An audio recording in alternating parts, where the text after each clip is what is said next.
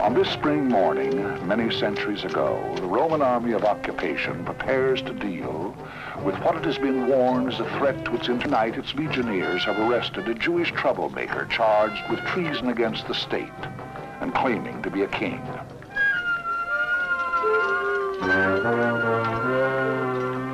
For revolutionaries, Roman justice can be impatient and swift. In less than 2 hours, this prisoner will be tried and condemned. His name is Jesus of Nazareth.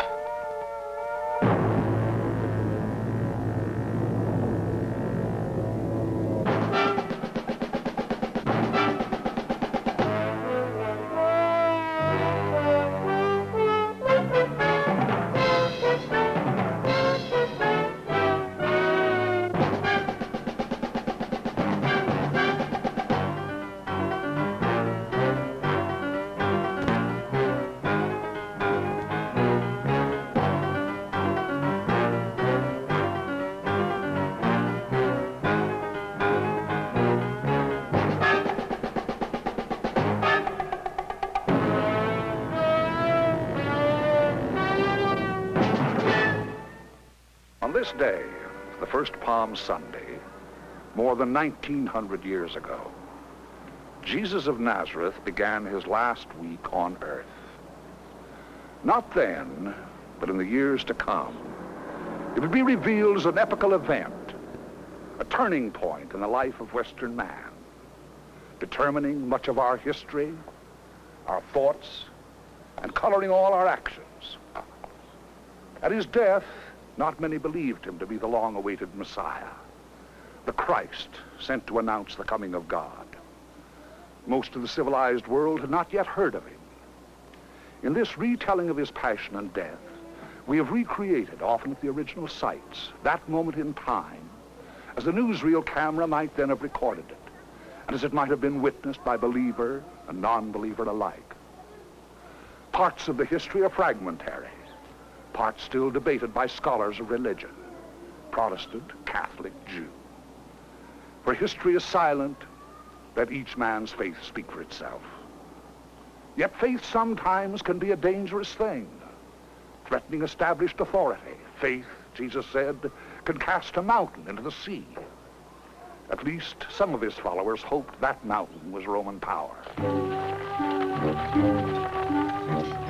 In this Passover season, as they prepare to celebrate their deliverance by Moses from Egyptian captivity, the Jews are again in bondage in their own land.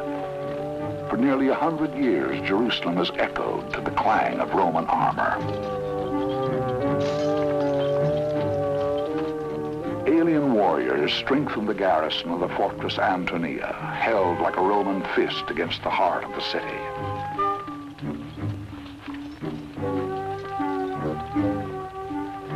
From his coastal headquarters, the Roman procurator for Judea, Pontius Pilate, also comes to Jerusalem for the holy holiday.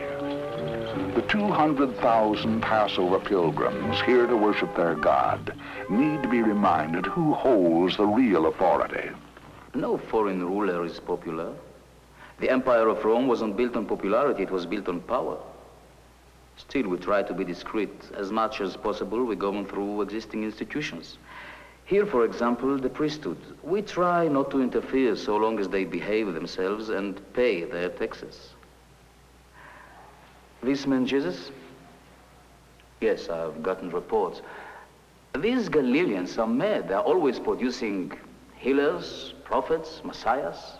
Up out of the desert with stories of some god they found, eating locusts, staring into the sun, seeing visions. Any illiterate peasant can come along and claim that he's fulfilling the prophecies, and there are always enough fools to believe him. We know how to deal with them. Already Pilate has shown how to deal with troublemakers. Empowered with jus gladi, the right to inflict death sentences, he has used it ruthlessly and often. At Caesarea, in one of his first acts as procurator, he slaughtered the Jews who protested his secret importation of graven images. When the Jews complained against his arbitrary rules, Pilate sent disguised soldiers into the very temple itself to kill them. hating the Roman, many are eager to rebel. Yet, as in other oppressed nations, a few have made an uneasy peace with him, if only to protect the temple, hearthstone of the Jewish people. For the temple is not only the citadel of their God, it is the center of all their hopes and actions. Here are the leaders and custodians of the Jewish faith, the repository of its history and law.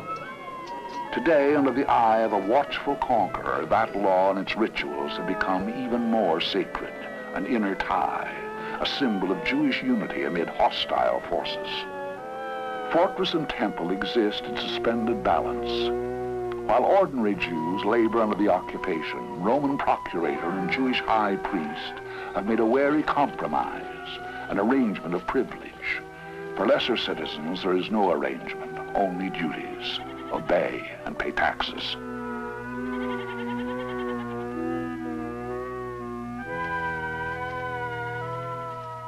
For the poorest, there are only God's mercy and man's charity. Often it is not enough. Much of the holy city is hungry slum.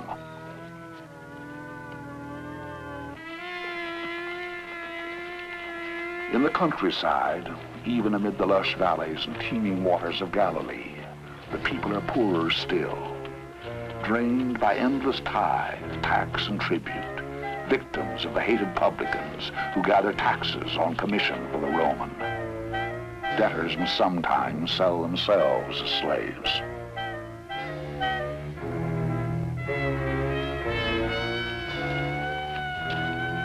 Empty-handed amid plenty, robbed of their sweat, the poor find safety in silence. They endure.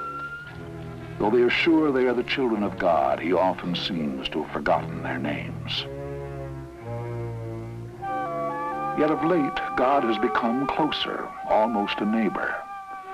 They say his son stays often in nearby Capernaum with a handful of young apostles, most of them simple fishermen from Galilee.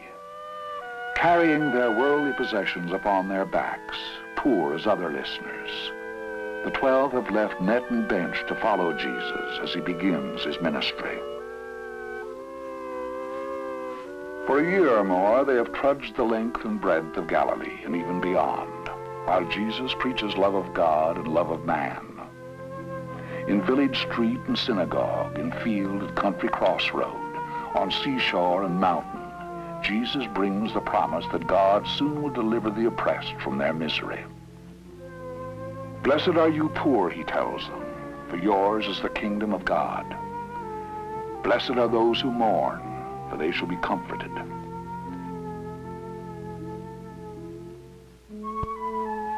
Blessed are you that hunger now, for you shall be satisfied.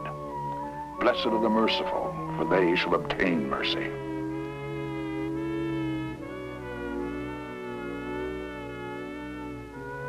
Blessed are the meek, for they shall inherit the earth. Blessed are the pure in heart, for they shall see God.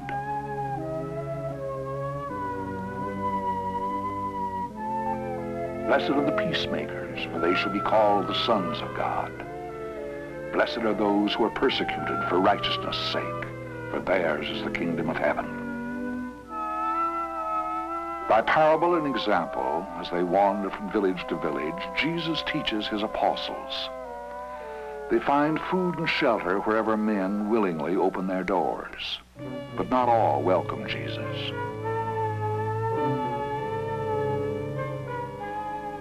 There are those who fear him and ridicule him.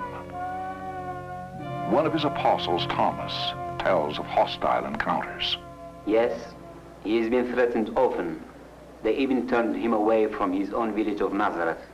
They accuse him of breaking the Sabbath, of eating with tax gatherers and sinners, of committing blasphemy, speaking as if he were God himself.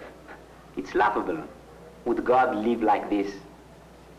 Yet maybe he does.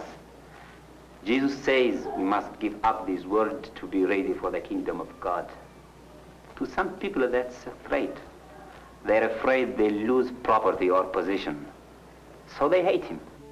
Yet like a fire, the words of this new rabbi pass from man to man, village to village, and the people follow. For they have heard of his power to heal lepers, cripples, epileptics, the blind, and every kind of affliction. That in Capernaum Jesus commanded a paralytic to walk, and the man walked. It is said that he can calm the sea and walk upon it, that he has fed 5,000 with 5 loaves and 2 fishes. It is said that even death obeys him, that he has raised his friend Lazarus from the tomb. He also has resurrected the hope and dignity of ordinary men. Though he has not publicly claimed it, many believe him to be the promised Messiah, the Christ, bringing the end of the world, the victory of life over death, of love over hate. Now, boldly on this triumphant Palm Sunday, with his rabble from the hill towns of Galilee, Jesus has come to Jerusalem, to the very citadel of its ancient faith, to the poor, to leper and whore, to sinner and outcast. He has opened the gates of heaven. But some fear he threatens the gates of earthly power, that the man of love may become the instrument of the people's hate, the spearhead to overthrow the Roman. They fear that such an attempt will plunge the nation into disaster. Among Jesus' adversaries is one man, himself appointed by the Romans, the high priest Joseph Caiaphas. Jesus raised difficult questions. Many thousands of Jews had come to Jerusalem for the Passover, but none as he did like a conqueror. What did he want here? Did he truly claim to be the Messiah? Was he preaching reform or revolution? The end of all worldly authority? Obviously, such ideas were dangerous. They affected all our arrangements with the Romans. Our national existence was at stake. Jesus was kept under close watch. Even then, I hoped he wouldn't carry his pretensions too far. Hoped to avoid a confrontation that would involve the Romans. But he did. I think even Jesus knew there could be only one outcome. No less practical, Roman forces stay on the alert. No one knows better than Pilate that the Passover pilgrims all love God and all hate Romans. If the spark of insurrection sweeps the city, the first victims will be his own men. But there are other possible victims. The threatened consequences of a collision between Jesus and the authorities have already been weighed by one man. His name is Judas. We should not have come to Jerusalem. In Galilee, the world was smaller. We were bigger. Here, all the measures have changed. In the temple, even Jesus seems small. Never have I seen anything so great, so powerful. It makes one afraid. And if they seize Jesus, what will they do to us, his disciples? Undismayed by threats, Jesus turns his anger on Caiaphas' clique, charges they perform ritual without its meaning, that they profit on religion, observe the law but not its spirit.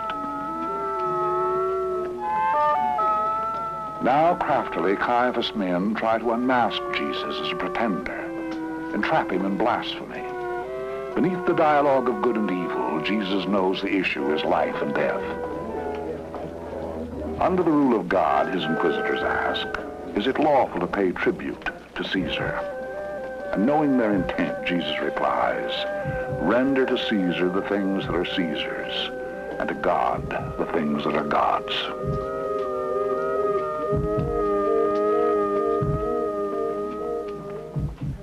Why, they demand, does he consort with notorious persons, with sinners and tax gatherers?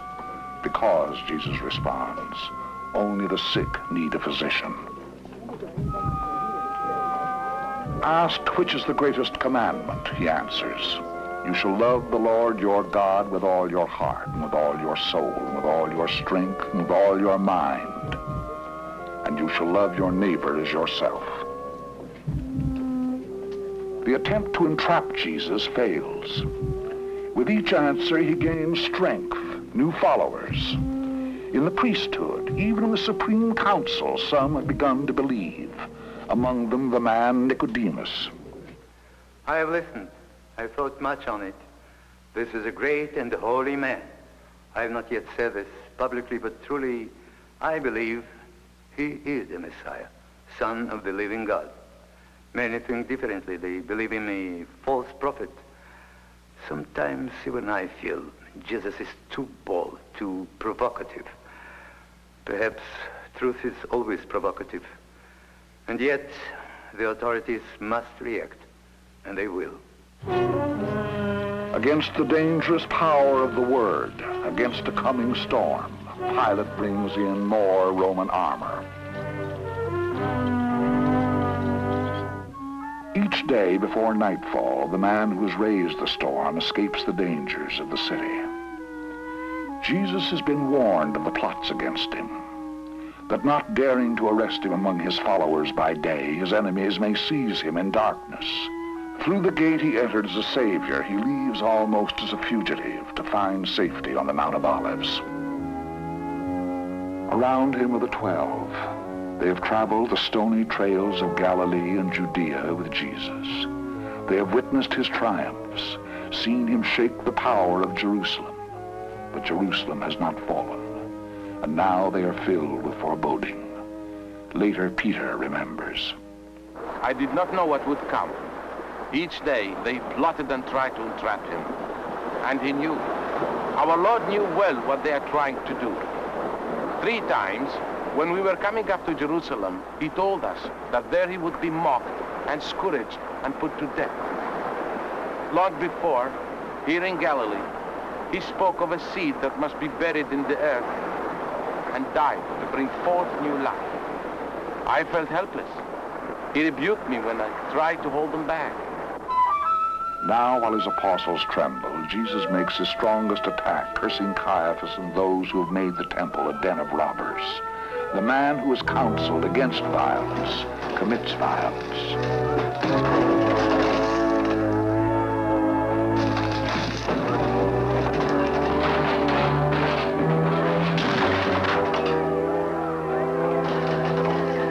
The challenge of Jesus has been heard. Now there is no turning back. But Caiaphas faces other humiliations, these at the hands of the Romans. On Thursday of Holy Week, like a supplicant, he must come to the Roman procurator to receive the most sacred ceremonial vestments of his office, robes he is permitted to wear briefly only on the highest holidays.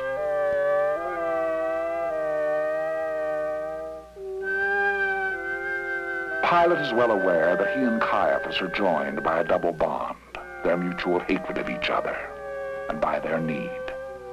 What threatens the high priest threatens the procurator. Fearful that harsh measures against Jesus may bring an uprising in Judea and a rebuke from Rome, Pilate prefers that Caiaphas act against the upstart. Let the Jew take the blame.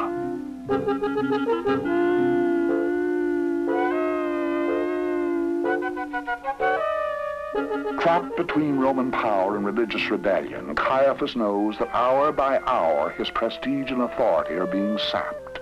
Jesus must be removed. But by whom and how? This morning, Jesus does not go to Jerusalem. He stays quietly in Bethany at the home of Simon, the leper now healed.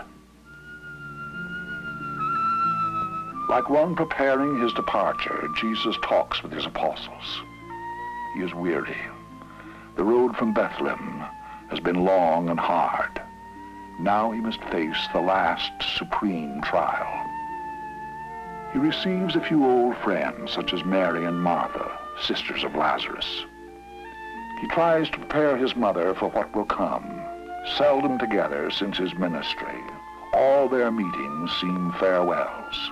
Simon remembers. He knew. I think we all knew, but didn't want to admit it to ourselves. There was such a glow of life about him. It was hard to connect him with death. The last night here at Bethany, one of the women anointed his head and feet with a jar of spikenard. Very costly. Someone I I think it was one of the disciples said it would have been better to give the money to the poor, but Jesus answered that there was a beautiful thing she had done. She had anointed him to prepare him for the burial. Amid the Passover, there are other preparations afoot this night. At the house of Caiaphas, there are anxious consultations on the crisis precipitated by the man from Galilee. What will the Roman do? Behind the grim walls of the Fortress Antonia, the Roman is armed and ready. But the procurator is silent. It is reported that he meets secretly with Caiaphas, but there is no statement or public confirmation. Later, Pilate's aide remembers the night. I don't know what they talked about. Pilate wasn't in the habit of telling me his plans. All I knew was that we'd been placed on alert for a special duty. So some kind of decision had been made. There couldn't have been a better time for the arrest. Streets were empty. All the people were indoors for Passover. I never did understand all the tumult about that man Jesus. They said he claimed to be king of the Jews. He didn't look like much of a king to me, especially later. Across the city from the Fortress Antonia, Jesus too has come into Jerusalem for the Passover feast, but hardly as a king. One by one, as a final lesson in humility and service, he washes the feet of the apostles, even Judas, who already has arranged to betray him.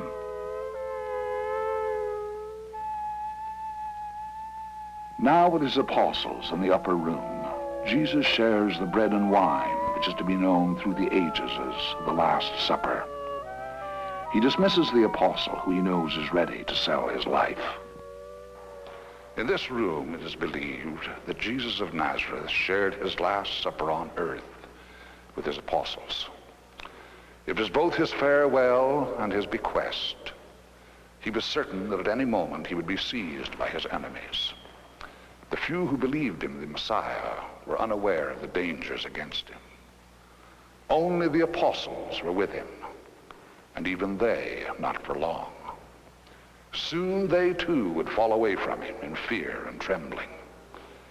Peter had sworn to lay down his life, but Jesus told him that before the cock crowed in the morning, Peter would deny him 3 times. At midnight, Jesus and the apostles made their last journey together to the little grove of olive trees called Gethsemane.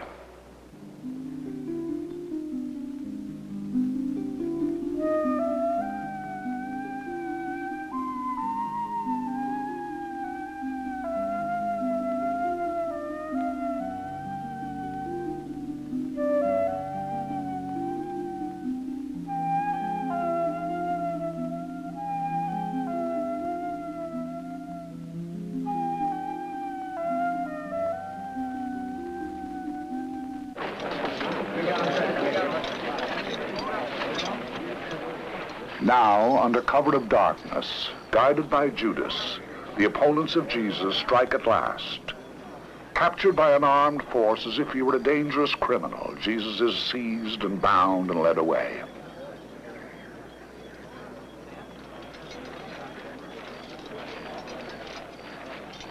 The man, both hailed and accused as the Son of God, is now defenseless among his enemies. Denied, even by Peter, his friends have vanished.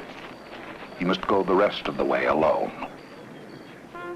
At dawn, Friday, Jerusalem greets the first light of a new sunrise. For one man, it will be the last. Questioned in the night by Caiaphas and his supporters in the Sanhedrin, the prisoner Jesus is led for trial at the Fortress Antonia. He is taken by circuitous routes not to arouse his supporters, most of them unaware that he has been seized.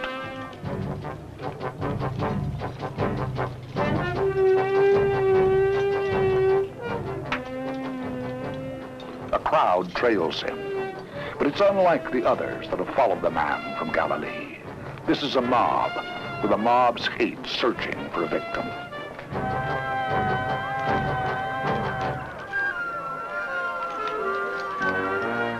Behind Caiaphas, the obedient crowd is prepared to play its prescribed role. For it is said that the crowd has been gathered for this occasion and rehearsed in its responses. It is said that the hearing itself is a mock trial, a conspiracy among the collaborationist high priest Caiaphas, the Roman procurator Pilate, and their instructed audience. The verdict cannot be left to chance. Quickly from Caiaphas and his clique, Pilate hears the three charges he already knows. Jesus, they say, has perverted the people. He has urged them not to pay Roman taxes. He has claimed to be their king. For blasphemy against God, Pilate cares little. But a rebellion against Rome he has had more than enough. Yet he must be cautious. Harshness may bring an explosion.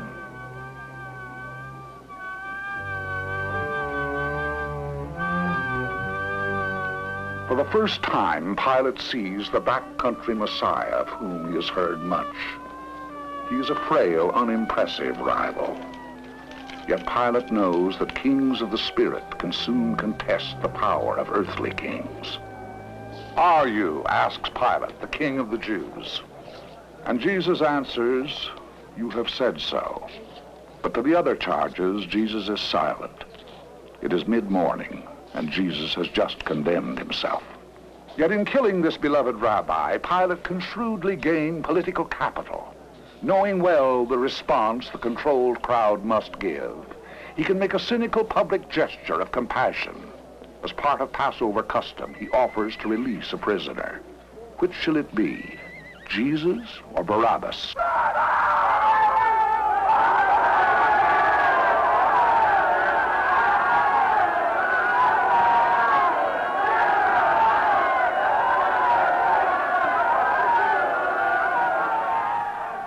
But what, asks Pilate, shall be done with the King of the Jews? And the crowd shouts, "Crucify him."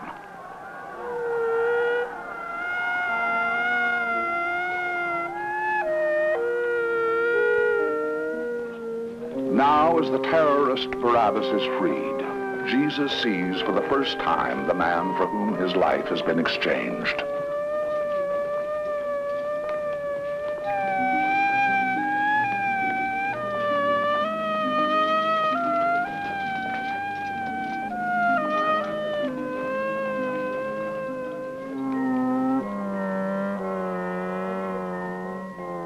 Having shifted blame, Pilate now washes his hands and orders Jesus to be scourged and crucified. Later, before he himself vanishes into obscurity, Pilate remembers. Power must sustain itself or die. Jesus constituted a threat to the entire power structure through which we rule the country. Personally, I think he was determined to die, to make a martyr of himself. Always a danger with a popular figure. We had no choice, finally. Execution can be a remarkable deterrent, and it did demonstrate convincingly that he was quite human after all. Despite all the miracles and magic tricks, the nails held. Of course, we scourged him first. The soldiers call it the halfway death. Indeed, Jesus seems mortal as any man. He recoils from the lash, cries out in agony. Sometimes under the whip, men die. But Jesus must be kept alive to prolong his death. Now they mock him. Life far from Rome can be dull. The soldiers welcome a little sport.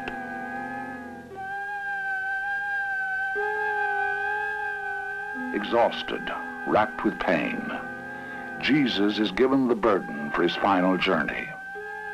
He carries not the full cross, but only the bar to which he would be nailed, then fixed to the upright post at the place of execution.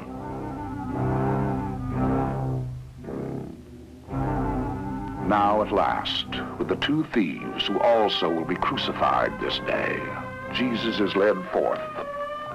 It is an hour before noon.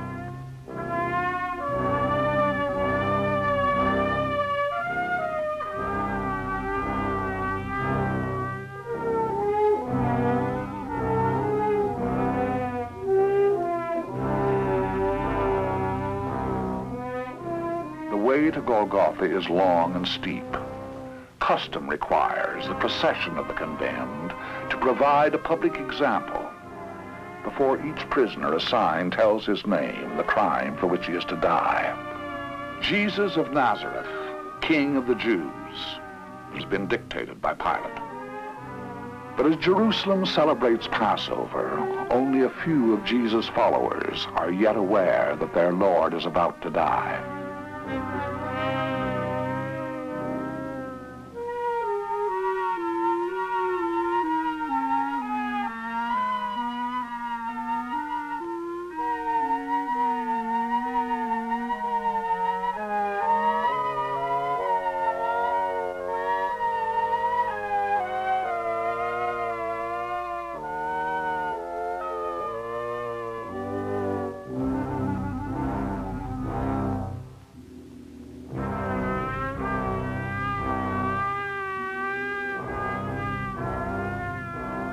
Along the road, a familiar figure waits. Summoned by one of Jesus' apostles, Mary has come to witness the crucifixion of her son.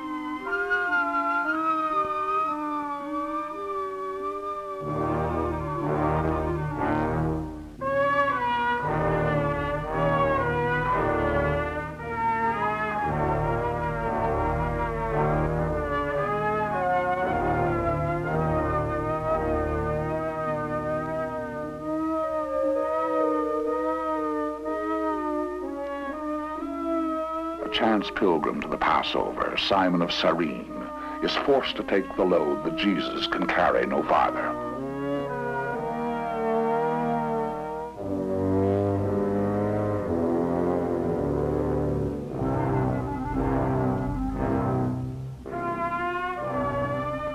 Among the watchers, even Jesus' followers are silent, fearing Roman retribution. Yet one dares to comfort the condemned.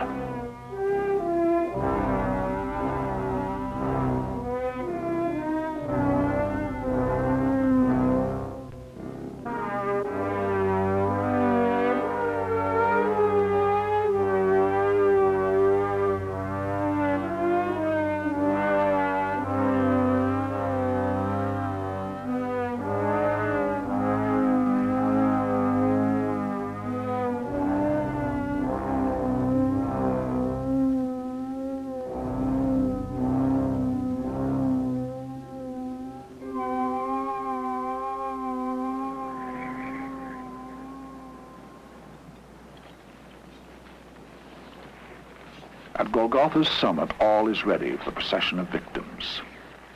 Here at the place called the Skull, Jesus reaches the execution site outside the city he entered 6 days ago in triumph.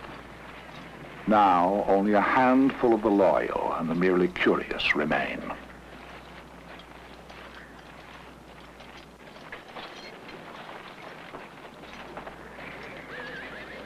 Crucifixion is perhaps the cruelest death and the most humiliating. Reserved by the Romans for slaves and those guilty of the most offensive crimes. Supported not only by the nails, but by ropes to prevent their twisting free, the condemned often live for several days in agony before death frees them.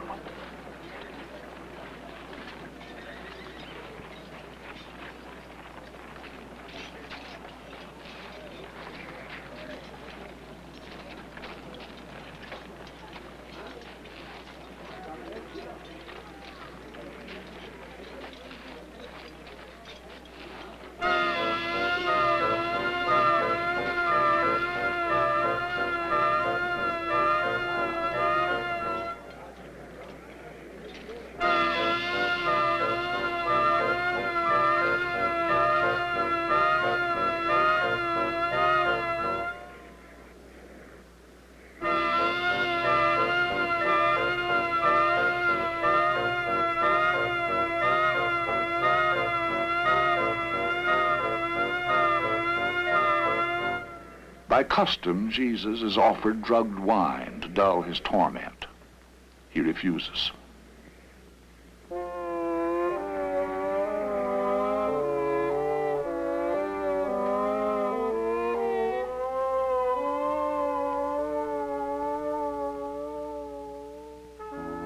Between the two thieves who are his fellow victims, Jesus is at last raised upon the cross. It is noon.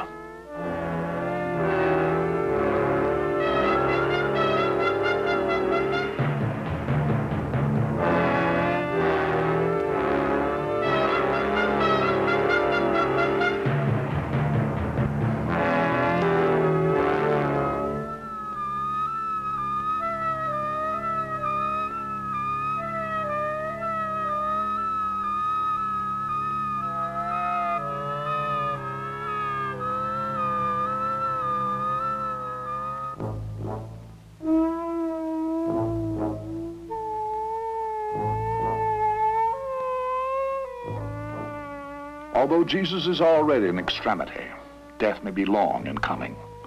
There is now nothing to do but wait.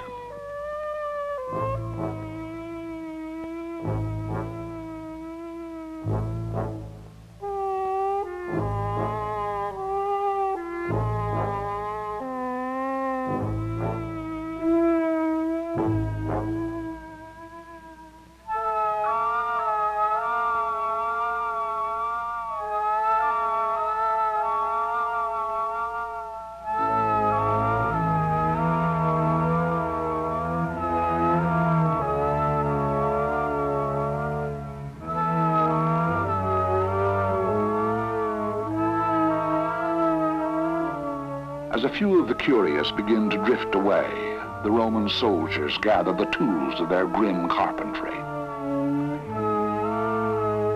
Afterward, one of the executioners remembers. Men die much the same. I've seen a lot, it's my trade. I've forgotten most. But this man Jesus, I remember. He refused a drug to ease his own suffering, and yet he tried to make it easier for the others. Told one of the thieves that soon they'd be together in paradise. When you are dying, even a lie can soothe the pain.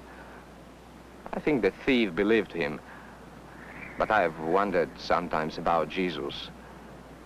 Did he believe it? On Golgotha, the hours pass one by one into eternity. The soldiers, as is their customary right, gamble for the garments of the condemned. The legs of the two thieves have been broken to hasten their death. But for Jesus, it is not necessary. His strength is nearly gone. Then Jesus cries out. A sponge of vinegar is raised to his lips. The crowd waits. Perhaps at last the miracle will happen, and Jesus will be lifted from the cross. But the sign for which the crowd waits does not come. Again, Jesus speaks.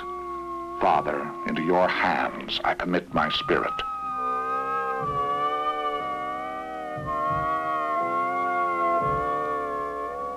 It is 3 o'clock in the afternoon.